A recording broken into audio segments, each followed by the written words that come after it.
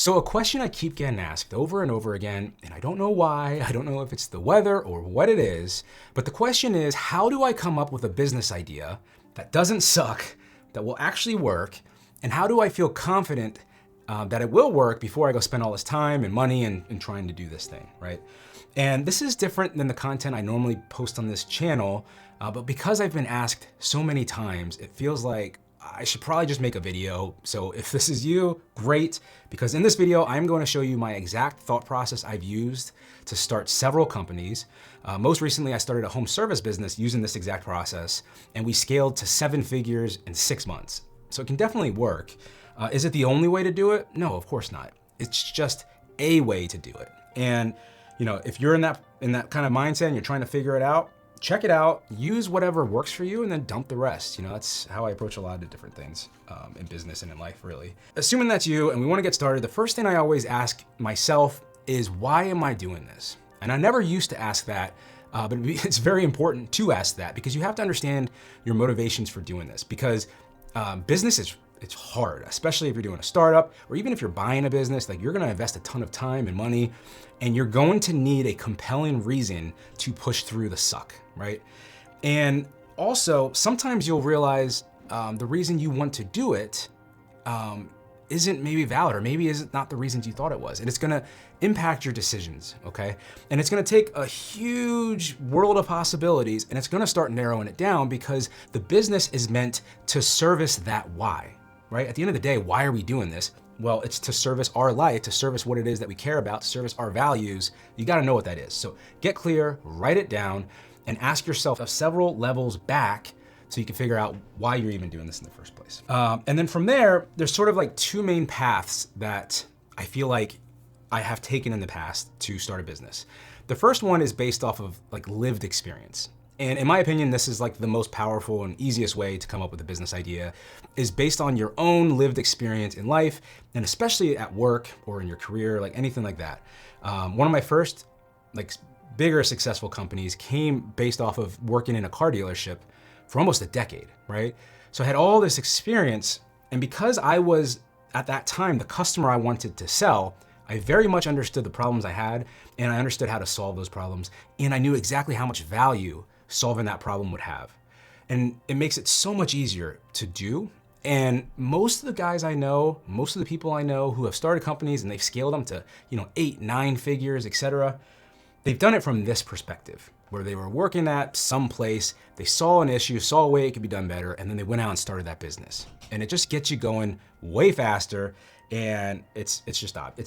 It's a better path if you can do it. Now, the other path is when you don't really have something obvious. Maybe you're not working somewhere long enough, or maybe you are, and there's not really an obvious pain point that you feel like you could solve. And then that's when you go into more of this external search of like, let's just go get inspired and figure out a new business idea, right? And that approach is what we're gonna focus on in this video. And it's the approach I used when I started that home service business I was talking about in the beginning of the video. All right, cool. I don't have anything from lived experience, so now I'm gonna just go and try to figure out a new idea. The first thing I'm gonna do is I write down my strengths and my limitations, okay? The reason I'm doing the strengths is I wanna like document what skills do I have, even if they seem irrelevant. Like, am I really good at playing guitar? Am I really good at talking, or I'm not good at, like, whatever it is, write it down, because again, this is gonna filter the list of possible businesses. If you are deathly afraid of speaking to people, then starting a business that's heavily dependent on you going to cold call and sell people might not be the best approach. So being aware of that matters. The other reason I do that is whatever business I enter, I wanna have an unfair advantage somewhere. I don't want a level playing field. I wanna have something that I can go into and do better because I have X or Y, or because I know someone who can get me into the space. Those are the real opportunities in real life that help you get a business going, and they matter a lot, So that's what I do there, is I write out, like, what are my strengths, what are my weaknesses, what are my constraints? Like, maybe I have X amount of money to spend, or I only have so much time I can spend. What are those things, so I can start to just get an idea on what the landscape looks like of possibilities that I can focus on. And then from there, I can look at industry lists. So e-commerce is an industry, brick and mortar retail, I'll separate that separately. Home service business is another category. maybe a marketing type company is a business. You get the idea. What are these broad categories? And then I'll kind of narrow it down from within there. So for me, because I had started and scaled a digital marketing company and sold it, I had a lot of experience with getting our clients customers. And our second largest industry was home services. So I felt very confident in my ability to set up a really solid marketing structure for a home service business. And I also saw best practices on how these top companies are making 8 figures plus in that space. So I had a really good understanding of the processes and all those kinds of things. So in my mind, it felt like I had an unfair advantage in home services, right? So that's what I focused on. And then once I get down into that space of home services, if you're having a hard time and you're not sure where to start, I think that's a really good opportunity. So I would still encourage you to check that out unless you have some obvious reason not to. But it's something that almost anyone can do. And it's very AI resistant and AI proof in a lot of ways, which I personally like as well. If I don't want to have to try to stay on top of like where the tech marketplace is going, this is something I can have. And I also believe that in so many years from now, the demand for that type of work is going to continue to increase. We're going to see that flip versus like software development and things like that. So let's say it's home services that we've narrowed it down to. Now I'm going to look and do research into subcategories. Like, all right, within home services, there's lawn care companies, there's pressure washing companies, there's plumbing companies, HVAC companies, like there's all these different sub options. And what I do there, and what I would recommend doing is going to Google local service ads, looking at the list of approved categories. And there's a few reasons I do this. And let me just show you what that looks like real quick. All right, so you could just Google local ads categories. And then I actually just go to the website. And the reason I'm doing this is for a few reasons. I like to copy things that big ass companies are doing because I trust that they've validated their efforts. There's a reason Google has chosen these industries as the ones they use in Google local ads. And Google local ads, I'll show you what that looks like, but it's for really any service, local service type business. But it's a stupid easy way to get really good leads and to get customers. And I've seen it work time and time again. So anyways, if you go on here, you'll see these broad categories of like home services. You have businesses, health, learning, care, wellness. They have all these categories now. There's way more than they used to. So let's say home services we went to. If I scroll down, you can see eligible home services, and they have appliance repair, carpentry, carpet cleaning, and keep on going down. They've got garage door, general contractor, handyman, home inspector, and so on and so forth, snow removal, like all these things. And this is my sub list that I'm gonna look at, and I'm gonna start trying to narrow it down. Again, I have a proven way to acquire leads and customers that is stupid easy to do. And second is it clearly has enough demand for Google to give a shit about it. So this is where I go. And again, if you're not even doing home services, maybe you're like, oh, I'm really into personal development type stuff. When you can go in here and they have yoga studio, personal trainer, et cetera, et cetera. So browse through this, you can find a lot of really good ideas. And that's what I do here as well. And then I'm gonna look at that and I'm gonna look at my strengths and I'm gonna go, cool, I'm good with home services. Now, which of these things am I able to realistically do? Now with home services, don't get too hung up on your ability to do the service, which I know sounds silly. Like that business I told you about that I started, that we scaled to 7 figures, I never left my house. I have not serviced a single home at all, and I still made that business. I still own that business, and we still did a 7 figures in 6 months. And it's because I'm the matchmaker. I can do the marketing, find the customers, and I need someone to fulfill it. Now you could hire a subcontractor, you could hire a W-2 employee if you really want to pony up a lot of money, which has some downsides obviously for runway and things like that. But something you can do, and that I did, is just contact other local providers who are weak in the marketing area. So do some research and call them up and say, hey, I have this opportunity where I'm getting these leads for this thing that you do. My question is, if I can get you customers, would you feel comfortable going to service said customer? And they almost always would say yes, especially if they're not doing the best with the marketing efforts. And I'm just trying to find a way to test out the market, right? So that allows me to explore a lot of these options that maybe weren't something I could have done in the past. Now, of course, if you look at your list of strengths and you're like, oh, I'm a licensed plumber, okay, cool. Well, that's probably one of the areas you might look, is to do plumbing work, doing it this way. And you might want to start your own business. So that's where I would go with that.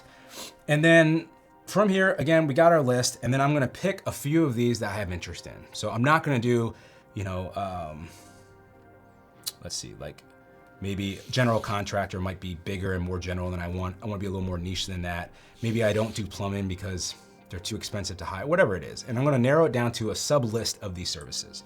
And then from there, I'm gonna build that list, I'm gonna write it all down, and then I am going to look at those industries and I'm gonna just do Google research on it. So, all right, so now that we know like our sub list of services, I'm now going to do Google research near me to see what's around. So let's just say we decided exterior pressure washing near me is the place I wanna look at. I'll search that in Google, and then I'm just gonna look at what the competitive landscape looks like. This top section is the local service ads that I was showing you about earlier, right? So this is where you show up when you do that. And Google local ads is as easy as you set a budget, you choose the locations you wanna show up, and you turn it on and off. You have to do some pre-screening and get certified and stuff, but that's like a one-time thing. Once you do that, it's stupid easy to set up, which is why I like it. And I'm looking here because I wanna see what's the competition looks like, how many people are doing it. That's gonna tell me how competitive it is. And out of the people doing it, how are they doing at fulfilling that service? So I'll expand this. I'm gonna look at these different places and I'm gonna look at, you know, their names, their photos, do they have websites?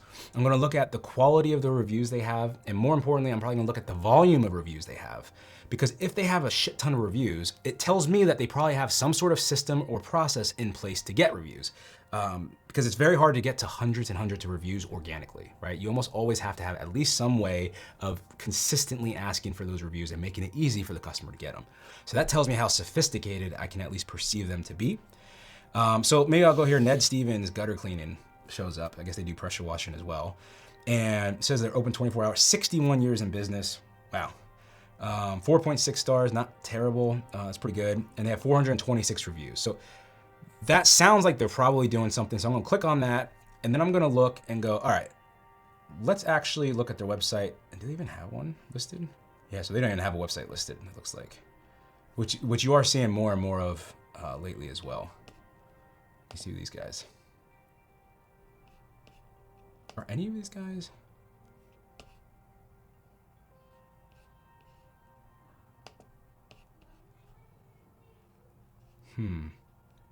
Get the phone number, share. I'm surprised the website should show up. I don't know if these guys aren't, like when you do the local ads, you have the option of choosing to do the website, it's optional. And I know Google has been moving away from showing websites because they want to keep the customer on Google, so they have the conversion data right there. So they basically don't even want you to go to the website. But I would look into that more and see, you know, what's going on there. Like even for, let's take this Ned guy and let's do another Google search quick. And I'll look up Ned Stevens gutter cleaning. Yeah, they have a hello.nedstevens.com. That's a little weird. Oh, but they do have a lot of locations listed here. Now, that might be a marketing tactic as well. Sometimes they'll list locations, you know, use like a virtual office or things like that so that they can try to show up better for the local ads because that's part of what the algorithm uses. So yeah, they do have a website. Maybe Google is not prioritizing that or showing it. I don't know. But this tells me, all right, they have a website, hello.nedstevens.com. There's a good chance that that's just a landing page, like a lead form landing page. No, nedstevens.com might actually just be unavailable. Just see. A few moments later. All right, cool. So anyways, my camera shut off, it got too hot, but yeah, so I'm looking into Ned's home, nedstevens.com. The other one was a landing page, which is common. The fact that they're using a landing page tells me they're sophisticated. I come to their website and they've got all kinds of services across all these things, and they have locations across the entire country. So I already know this is a big corporate company. They're clearly doing well, which validates that you can make probably a shit ton of money doing this type of work, but it also shows that there's some serious competition nearby. So I'll keep that in mind. And then I'm gonna write that stuff down. So I'm going to keep doing research on some competitors in these different sub industries. I'm gonna write it all down so I can evaluate it objectively of like, all right, where are we at with these things? How is it looking? Is there any obvious opportunities or things that I can look on? The next thing I do then is once I feel like I have an idea and I'm like, yeah, you know what? I'm going to do a pressure washing type business, or maybe I'll have 2 or 3 ideas: pressure washing, or I might do gutter installation, or I might do a home cleaning business of some sort. I'll take those and then I'll write down a quick hypothesis. I'll write down a quick pitch, essentially. Like if I was trying to convince an investor to do this, what would I say and would it be believable? How much money am I gonna need? What are the risks? How long does it take to validate the idea, right? If I can validate it very quickly for a low amount of money, then that's a lot lower risk than something that's gonna take a lot of investment before I can actually find out. And part of the reason I do this also is I look at it, I write it as if I'm pitching an investor, and then I evaluate it as if I'm an investor. Because as an entrepreneur, I'm like overly optimistic all the damn time. I'm like, oh, I could totally make this thing where, we pull down the moon, and like, yeah, maybe, but probably not. As an investor, I'm overly conservative. So I wanna be a little more conservative when I'm looking at this and try to find holes. And I'm gonna pitch my friends and family, and I'm just gonna get a general idea of like, is this sound like something that seems feasible to you? What are your thoughts? What are the pushbacks? What are the objections? And I'm just really stress testing the idea out, all right?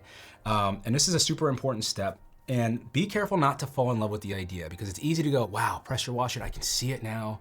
Strunk pressure washer, and whoa, 2.8 million in sales in the first year, like whoa, all the money, and you kind of over glamorize it.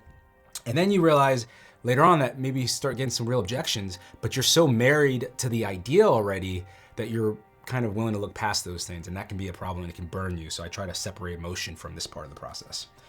And at that point, I look at what I got and I either have to restart the process or I choose one of those things if something did work as far as the pitch goes.